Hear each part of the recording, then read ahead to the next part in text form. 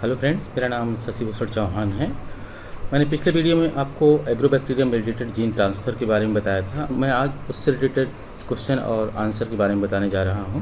पहला क्वेश्चन है इसमें एग्रोबैक्टीरियम ट्यूमिफेसिएंस के बारे में कुछ पॉइंट्स दिए हुए हैं और उसमें पूछा है कौन सा पॉइंट सही है। तो हम देख सकते हैं। पहला पॉइंट है it is a gram negative soil bacterium. दूसरा है ओपाइन कैटाबोलिज्म के जीन टी-डीएनए में पाए जाते हैं। तीसरा है ओपाइंस सिंथेसाइज होता है alpha keto acid, amino acid and sugar से।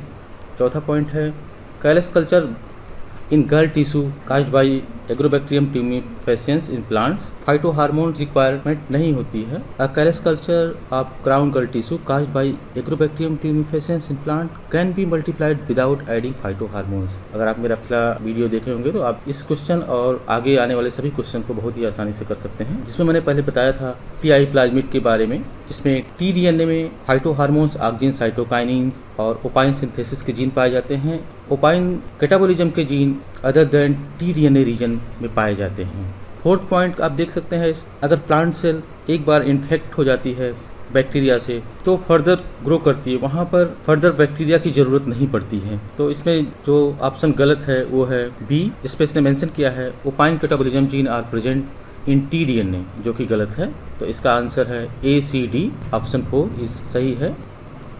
नेक्स्ट क्वेश्चन है Agrobacterium Ti plasmid vectors are used to generate transgenic plant. The following are example of vir gene encoded protein that are important for the transfer of T DNA into plants. पहला vir E, a single stranded DNA binding protein. Vir D two generates T DNA strand. Vir A that sense plant phenolic compound. Vir F which direct T complex protein for destruction of in proteasome. इसने पूछा है which one of the following combination of proteins function inside the plant cell.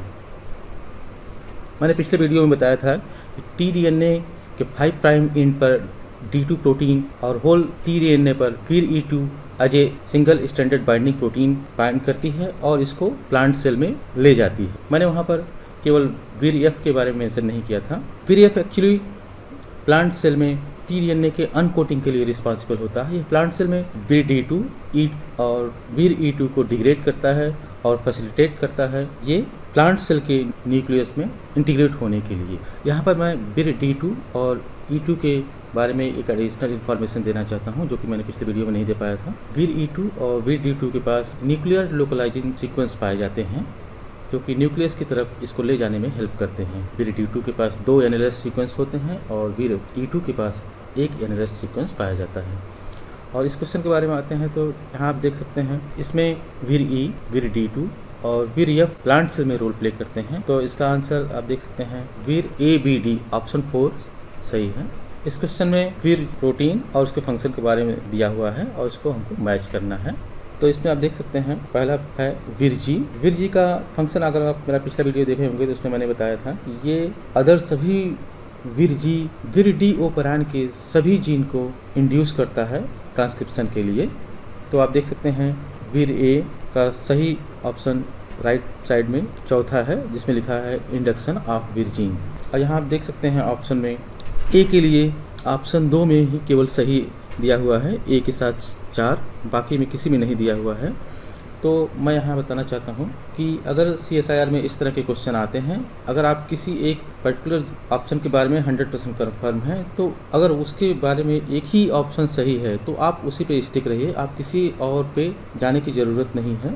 इस तरह से आप बहुत ही आसानी से इस क्वेश्चन को कम समय में सॉल्व कर सकते हैं। फिर भी हम यहाँ पर अदर प्रोटीन के बारे में देख सकते हैं। वीर B1 प्लस फॉर्मेशन में हेल्प करता है। वीर एफ टी-डीएनए की अनकोटिंग प्लांट सेल में करता है। वीर D2 E2 को डिग्रेड करता है और फर्दर इंटीग्रेशन प्लांट जीनोम। तो इसका ऑप्शन 2 सही है। Next question agrobacterium mediated T-DNA transfer के बारे में कुछ पॉइंट्स दिया हुआ है। इस पॉइंट्स को हमें एक सीक्वेंस में अरेंज करना है कि कैसे ये इनिशिएट होता है, किस सीक्वेंस में कंप्लीट होता है। तो पहला पॉइंट दिया हुआ production of single stranded T DNA by vir D1 and vir D2। दूसरा है interaction of vir E2 and VIP1 and vir E3।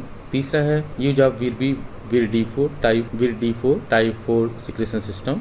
चौथा है activation of vir A vir G complex. जैसा कि मैंने एनिमेशन के थ्रू आपको बताया था, फर्स्ट पॉइंट आता है activation of vir A vir G complex. वहां से आप देख सकते हैं वीर जी एक्टिवेट होने के बाद वीर ऑपरेंड के सभी जीन को इंड्यूस करता है ट्रांसक्रिप्शन के लिए। उसके बाद नेक्स्ट वीर D1 D2 protein tDNA produce करते हैं। ये एक चैनल के थ्रू प्लांट सेल में इंटर करता है। प्लांट सेल में चैनल फॉर्मेशन वीर बी वीर D4 के थ्रू बनाया जाता है। फाइनली ये इंटर करता है प्लांट सेल में, जहाँ पर VIP vir E2 and vir E3 role play करते हैं। तो आप इसमें देख सकते हैं करेक्ट सीक्वेंस है D A C B, तो इसमें ऑप्शन 4 सही है। नेक्स्ट क्वेश्चन में इसने tDNA के जीन्स के बारे में बताया है और पूछा है कि कौन सा जीन इसमें tDNA में नहीं पाया जाता है। तो इसमें पहला देख सकते हैं आक्जिन बायोसिंथेसिस जीन जो पाया जाता है tDNA के लेफ्ट बॉर्डर की तरफ। ओपाइन सिंथेसिस ये राइट बॉर्डर की तरफ पाया जाता है। ओपाइन कैटाबॉलिज्म जीन, ये जीन tDNA रीजन में नहीं पाया जाता है। इसके लिए TI प्लाज्मिन पे ही अदर रीजन होता है, अदर देन tDNA रीजन होता है, जिसमें ओपाइन कैटाबॉलिज्म के जीन पाए जाते हैं। आक्जिन बायोसिंथेसिस जीन ये लेफ्ट बॉर्डर की तरफ पाया जाता है। तो इसमें जो चीज़ नहीं पाई जाती है वो है इसमें ओपाइन कैटाबॉलिज्म के जीन tDNA में नहीं पाए जाते हैं। इसका आंसर C है। इस क्वेश्चन के लिए कुछ स्टेटमेंट दिए गए हैं और उसमें पूछा है कि ये नेचुरली पाए जाने वाले एग्रोबैक्टीरियम के लिए कौन सा स्टेटमेंट सही है। First statement, the tDNA region of does not contain functional Agrobacterium gene. All the gene of Agrobacterium are constitutively express. Agrobacterium induced galls require exogenous application of phytohormones for their growth.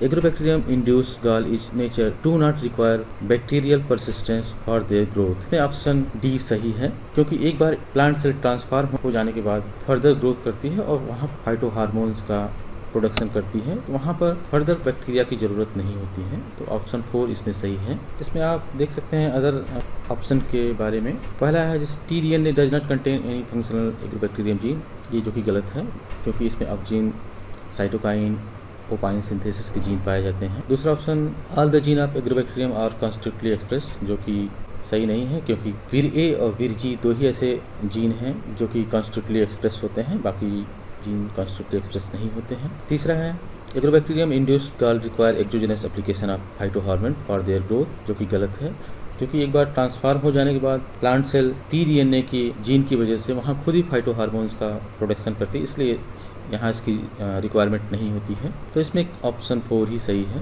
Next question है, following are certain statement regarding the use of Agrobacterium in plant transformation. First one, Agrobacterium tumefaciens cause crown gall disease and a rhizogene cause hairy root disease. Second, region A in TI plasmid is responsible for replication. Third, region D in TI plasmid is responsible for virulence. Fourth, oncogenic region in tDNA is responsible for unusual amino acid biosynthesis. यहाँ पूछा गया which one of the following combination of above statement is correct। ये इसमें देख सकते हैं आप, ये ऑप्शनल क्वेश्चन है। इसमें हम लोग जानते हैं, इसमें पहला पॉइंट है Agrobacterium tumefaciens cause crown gall disease and A rhizogenes cause hairy root disease, जो कि हम जानते हैं कि 100% कन्फर्म है। तो आप ऑप्शन अगर यहाँ देख सकते हैं तो ए के साथ बी, ए के साथ सी, ए पहले और तीसरे ऑप्शन में दिया हुआ है। दूसरे और चौथे में ए है नहीं, तो हम दूसरे और चौथे पे अगर एग्जाम में होंगे तो दूसरे और चौथे पे हमें ध्यान नहीं देना है, हमें पहले और तीसरे पे ही स्टिक रहना होगा। तो आप देख सकते हैं ए के साथ बी है और ए के साथ सी है, तो अब बी और सी को देख सकते हैं हम लोग। Region A B in B, region A in TI plasmid is responsible for replication, जो कि सही नहीं है, क्योंकि वीर ए कॉन्स्टिट्यूटली एक्सप्रेस होता है और रिसेप्टर बनाता है फिनोलिक कंपाउंड को सेंस करने के लिए, तो बी सही नहीं है। सी देख सकते हैं, region D in TI plasmid is responsible for virulence, जो कि बिल्कुल सही है। वीर D1 एंड D2 tDNA को एक्सरसाइज करते हैं, वहाँ सिंगल स्टैंडर्ड tDNA फॉर्म करते हैं, जो कि ट्रांसफ़र होता है प्लांट सेल में। तो यहाँ ऑप्शन जो सही है वह ए एंड सी, ऑप्शन 3 सही है। Thank you for watching my video.